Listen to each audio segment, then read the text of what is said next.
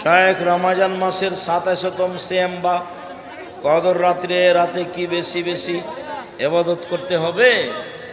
শেষ দশক প্রতিদিনই বেশি বেশি ইবাদত করতে হবে। কোনো মানুষ কি পারে নিজের দোষে নিজের কাছে জিন হাজির করতে? জিন হাজির করতে পারে, জিন মানুষকে ধরে, জিন মানুষের ক্ষতি করে।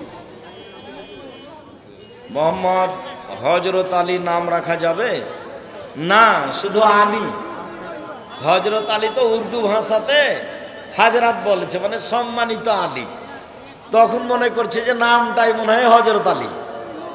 না, শুধু আলী, হযরত নাম নয়। না না, হযরত লাগাতে হবে না।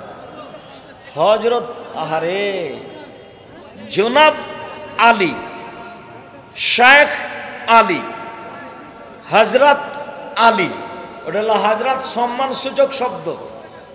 জনাবের জায়গায় আছে হযরত, কিন্তু এখন নামটাই হয়ে গেছে কি হযরত, বুঝতে পারেনি। মসজিদে ঢোকে মুসল্লিদেরকে সালাম দিতে হবে? জি। দিলে কখন? ঢোকার সময় নাকি বের হওয়ার সময়? ঢোকার সময় দিবেন। শুক্রবারে মহিলারা বাসায় কিভাবে সালাত আদায় করবে? বাসায় পড়লে 4 রাকাত, মসজিদে পড়লে 2 রাকাত।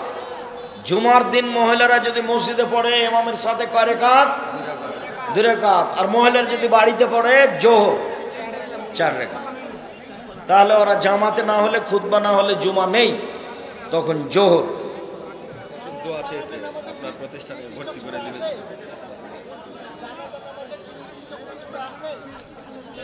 না, আর একজন যদি করে,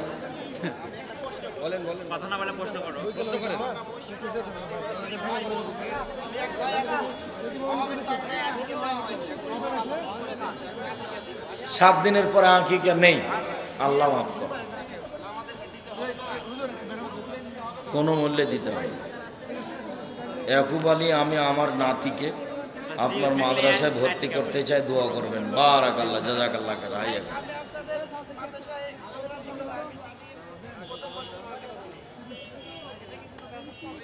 আছে তো, একটা বিভাগ আছে না, মাহাত বিভাগ। শুকরিয়া। 8 রাকাত, 2 রাকাত। শুকরিয়া। সুবহানাকাল্লাহুম্মা ওয়া বিহামদিকা আশহাদু আল্লা ইলাহা ইল্লা আনতা আস্তাগফিরুকা ওয়া আতুবু ইলাইক।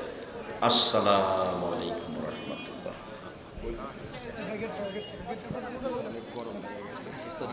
আপনার মহিলা মাদ্রাসাটা কোন জায়গায়? ওখানে যেখানে আছে ডাঙ্গে বানাতে। আব্দুর রাজ্জাক সাহেব নগদ বাকি মোহরের কথা বলছেন কেন? মোহর বাকি চলে কি? হ্যাঁ চলে। প্রমাণ ওই যে আল্লাহ রসুল, একটা লোক বললো যে আমার সাথে মেয়েটার বিবাহ দিয়ে দেন। তা আল্লাহ রসুল বললেন টাকা পয়সা কিছু আছে? বললেন নেই, এই যে লুঙ্গিটা আছে। কথা হলো, লুঙ্গি যদি তোমার বউকে দাও তো তুমি কি পরবে? কোন লোহার আংটি টাংটি আছে? কিছুই নাই একবারে। আচ্ছা, কিছুই নেই, কোরআন মাজিদ পড়তে পারো? জি। অমুক মুখ সূরা মুখস্থ আছে। ঠিক আছে, তুমি তোমার স্ত্রীকে এগুলো শিখিয়ে দিও। শিখিয়ে দেওয়ার বিনিময়ে তোমার বিবাহ দিয়ে দিলাম। এই যে কবে কতদিনে শিখা হয়েছে বাকি মোহর। বাকি মোহরে বিবাহ জায়েজ, তার প্রমাণে এই বুখারী মুসলিমের হাদিস। তবে মোহর জরুরি দিতেই হবে। মরার সময়তে মাপ নেওয়া হারাম, টাকা দিতেই হবে। বাপে টাকা না দিয়ে যদি মারা যায় তাহলে ছেলেকে দিতে হবে বাপের পক্ষ থেকে মাকে। আম্মা, আমার আব্বা তো মোহর দিয়ে যেতে পারেনি, যে টাকা নেন, 50,000 টাকা মোহর বাঁধা ছিল আপনার, দিতেই হবে। মোহর হচ্ছে ঋণ, নইলে কিয়ামতের মাঠে নেকি দিয়ে বুঝিয়ে দিতে হবে স্বামীকে। মোহর জরুরি, এটা হলো মৌখিক কোনো কথা নয়। মানুষের জীবনে সবচেয়ে যেটা জরুরি পূর্ণ করা হয় সেটা হলো মোহর পূর্ণ করতে হবে জরুরি ভিত্তিতে। মোহরের বিনিময়ে মহিলাটাকে হালাল করা হয়েছে, টাকার বিনিময়েই তাকে হালাল করা হয়েছে, মোহর দিতেই হবে। বিবাহ শেষ হয়ে গেছে, এখানে লাফ দিয়ে উঠে বলছে আপনারা মিষ্টি ওয়ালিমা খেয়ে যাবেন। আরে অবাক কথা, ওয়ালিমা তো বাসরাতের ঘরে সকালে হবে, এখন কোনো কথা নেই। এই মেয়ের বাড়িতে যদি খাওয়া দাওয়ার ব্যবস্থা হয় তাহলে খাওয়া দাওয়ার পরে ছেলের বাপ বলবে শ্বশুরকে যে আব্বা আপনার তো অনেক কিছু খরচ হলে যে 50,000 টাকা থাকলো খরচ বাবদ। তখন তো মেয়ের বাপ বলবে বলো কি তুমি অপমান করতে এসেছ? আচ্ছা যাই বলুক, তার মানে মেয়ের বাপের কোনো খরচ হবে না। আচ্ছা খরচ করতে পারে, তবে ছেলের বাপ ওখানে টাকা পয়সা দিয়ে আসবে, এটাই উচিত। কথা কি বোঝা গেল? এখানে আর কোনো নতুন কোনো কিছু করা যাবে না। চাঁপাইনবাবগঞ্জে এখন পরের দিন ওই মেয়ের বাড়ি থেকে 2 জন আসবে, একে নিতে 4 জন আসবে মেয়েটাকে, আবার ছেলের বাড়ি থেকে যাবে 8 জন, মানে সব সময় ডবল। তারপর কত আম আটা আছে, ব্যবহার আছে, গরু আছে, খাসি আছে, ফার্নিচার আছে, সব হারাম। কোনো লেনদেন চলবে না, কোনো লেনদেন চলবে না, সব বন্ধ, কোনো প্রকার লেনদেন চলবে না। আজকে বউ নিয়ে এসেছে, আবার সকালে যেতে হবে এই বিধান নয়, 2 দিন পরে যাবে। বাসর রাতের সকালে অলিমা হতে হবে, বাসর রাতের ঘর সাজাতে হবে, ঘর সাজানো সুন্নাত। আসমা বিনতে ইয়াজিদ বলছেন কাইয়ামতু আয়েশা তালি রাসূলুল্লাহ সাল্লাল্লাহু আলাইহি সাল্লাম, আমি আয়েশাকে সুন্দরী করে সাজালাম আল্লাহর নবীর জন্য। আয়েশা নিজে বলছেন যে আমি আমার বান্ধবীদের কিনে দোলনাতে খেলাচ্ছিলাম, হঠাৎ আমার মা ডাকলেন, আয়েশা। আমি দৌড়িয়ে আসলাম, আমার গায়ে হাতে ধুলোবালি লেগেছিল, তিনি পানি দিয়ে ধুয়ে মুছে দিলেন, তারপর একটা ঘরে নিয়ে গেলেন। দেখি সেখানে আনসারীদের মহিলা। বুঝলাম না মহিলারা, আনসারীরা মহিলারা কেন এখানে, তারা আমাকে সুন্দরী করে সাজালো।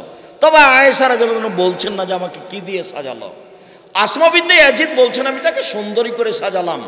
কি দিয়ে সাজালেন এটা তিনি উল্লেখ করেননি। সব কিছু ব্যবহার করা যাবে যদি জিনিস বৈধ হয়।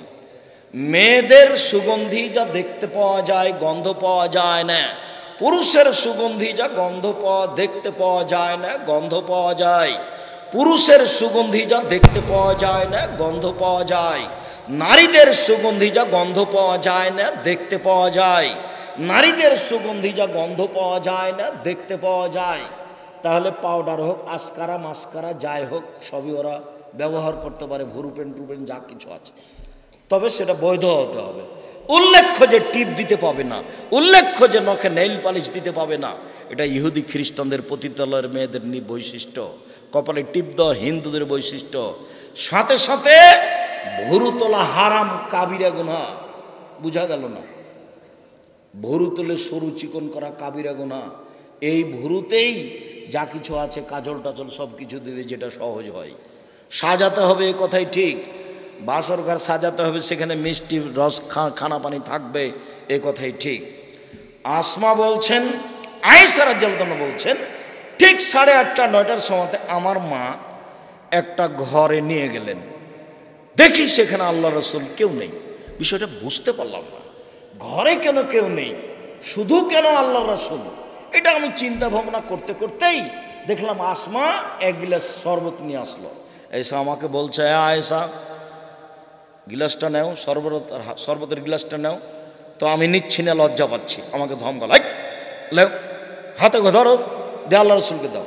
আমি গিলাসটা হাতে ধরলাম, আল্লাহ রসুলকে দিলাম। আল্লাহ রসুল পান করলেন। আমাকে বললেন তুমি পান করো। আমি পান করলাম। তারপর আমাকে বললেন আসমাকে দাও। আমি আসমাকে দিলাম। আসমা ওখানে মুখ লাগিয়ে পান করলেন শরবত, যেখানে রাসূল সাল্লাল্লাহু আলাইহি ওয়াসাল্লাম মুখ লাগিয়ে পান করলেন। তাহলে বোঝা যাচ্ছে বাসর ঘরে খাওয়ার ব্যবস্থা আছে। বাসর ঘরে ঢুকে প্রথমে মাথায় হাত দিয়ে দোয়া পড়তে হবে, আল্লাহুম্মা ইন্না নাসআলুকা খায়রাহা খায়রা মা জাবালতাহা আলাইহি ওয়া আউযু বিকা মিন শাররিহা শাররা মা জাবালতাহা আলাইহি। আল্লাহ, এই মেয়েটির কল্যাণ চাচ্ছি, যে কল্যাণ থেকে সৃষ্টি করা হয়েছে। আল্লাহ, এর ক্ষতি থেকে তোমার কাছে বাঁচতে চাচ্ছি। বেহায় এই নোংরামি থেকে বাঁচতে চাচ্ছি। যে বেহে দেখে সৃষ্টি করা হয়েছে তা থেকে বাঁচতে চাচ্ছি। এইটা হবে প্রথম কাজ, মাথায় হাত দিয়ে দোয়া পড়তে হবে। এরপরে 2 রাকাত সালাত। আগে দাঁড়াবে ছেলেটা, বরটা, পিছে দাঁড়াবে কনেটা। 2 রাকাত সালাত। 2 রাকাত সালাতের পরে দাম্পত্য জীবনে যাবে। দাম্পত্য জীবনে যাওয়ার পূর্বে বিসমিল্লাহ আল্লাহুম্মা জান্নিবনা শায়তান ওয়া জান্নিবিশ শায়তান মা রাযাকতানা। আল্লাহ, তুমি আমাকে আর আমার স্ত্রীকে শয়তান থেকে রক্ষা করো। আমাদের মিলনে যদি কোনো সন্তান দাও, সেই সন্তানকে তুমি শয়তান থেকে রক্ষা করো। দোয়া শুধু পুরুষ পড়বে, মহিলা নয়। যদি দোয়া না পড়ে তাহলে এই বাচ্চার উপরে শয়তানের ক্ষমতা থেকে যাবে। বাসরাতের সকালে খাওয়ার ব্যবস্থা করতে হবে। মানুষেরা এসে দোয়া করবে, বারাকাল্লাহু লাকা ওয়া আলাইকা জামা বাইনাকুমা ফি খাইরিন, আল্লাহ তোমাদের দুইজনের উপর বরকত নাজিল করুক, তোমাদের দাম্পত্য জীবন আল্লাহ খুশি সুখময় করুক, তোমাদের জীবনে আল্লাহ বরকত দান করুক। এভাবে সবাই দোয়া করে যাবে। যদি ধনী মানুষকে শুধু দাওয়াত দেওয়া হয় ওলিমাতে, তাহলে এই খাদ্য সবচেয়ে খারাপ, এই খাদ্য ড্রেনে ফেলে দিতে হবে, কুকুরে খাবে। অলিমাতে ধনী গরি সবাই থাকবে, এই কথা রাসূল সাল্লাল্লাহু আলাইহি ওয়াসাল্লাম বলেন। শুধু যদি ধনী থাকে তাহলে এই খাদ্য হলো খারাপ। দিন যায় রাত্রি যায়, দিন যায় রাত্রি যায়, পেটে সন্তান আসলো, মা তখন থেকে আল্লাহকে বলবে, রব্বে হাবলি মিল্লাদুনকা যুরিয়াতান তাইয়্যিবা, আল্লাহ একটু সুসন্তান দান করো। দিন যায় রাত্রি যায়, সন্তান প্রসব হলো। যেই ঘরে সন্তান প্রসব হয়েছে সে ঘরে একজন মহিলা থাকবে, নিতান্তই নিয়ে যেতে পারে আপনার এতে ক্লিনিকে, যেখানে পুরুষের সমাগম থাকবে না, সারা গ্রামের মহিলা সে বাড়িতে আসতে পাবে না, সে মহিলাকে নগ্ন অবস্থায় দেখতে পাবে না। বাচ্চা প্রসব হলে পাশে আজান দিবে, এক কানে আজান এক কানে একামাত, এ কথা ঠিক নয়। পাশে আজান দিবে হালকা কণ্ঠে, সলাতের আজান। এরপরে 7 দিনের দিন বাচ্চার আঁকিকে দিবে। 14 দিনে আঁকিকা চলে না, 21 দিনে আঁকিকা চলে না, জীবনে একদিন আঁকিকা চলে না। সেদিন নাম রাখবে, সেদিন মাথা নেড়ে করবে, ডাক্তার যাই বলুক মাথা নেড়ে করবে, চুল সময় পরিমাণ মেপে চাঁদি হিসাব করে দান করে দিবে। 7 দিনের দিন 1 নম্বর কাজ, খাসি জবাই করা, ছেলের জন্য 2টা, মেয়ের জন্য 1টা। ছাগল হোক, ছাগি হোক, বড় হোক, ছোট হোক, কানা হোক, ন্যাংরা হোক, কোনো সমস্যা নেই। তাজা মোটা তাজা দাঁত হতে হবে কুরবানিতে। আকিকাতে জান থাকলেই হলো, ছোট বড় যাই হোক, কানা খোড়া যাই হোক। ছেলের জন্য 2টা, মেয়ের জন্য 1টা। 7 দিনের আগেও হবে না, 7 দিনের পরেও হবে না, আকিকা দিতে হবে। তারপরে একজন ভালো মানুষের কাছ থেকে তাহানিক করে আসতে হবে, পরহেজগার, চাচা হোক চাচি হোক, গ্রামের আলেম ওলামা যে হোক, তাহানিক করবে। তাহানিক মানে একটা খেজুর মাওলানা সাহেব মুখে নিয়ে, অল্প একটু নিয়ে খুব ভালো করে চাবিয়ে একবারে পানি পানি করে হাতের আঙ্গুলে নিয়ে বাচ্চার জিবার উপরে দিবে, ভিতর সাইডে দিয়ে বাচ্চার মাথায় হাত দিয়ে দোয়া করে দিবে, আইযুকুমা বিকালিমাতিল্লাহি তাম্মা মিন কুল্লি শায়তানিন হাম্মা ওয়া মিন কুল্লি আইনিন লাম্মা, এই বলে দোয়া করে দিবে।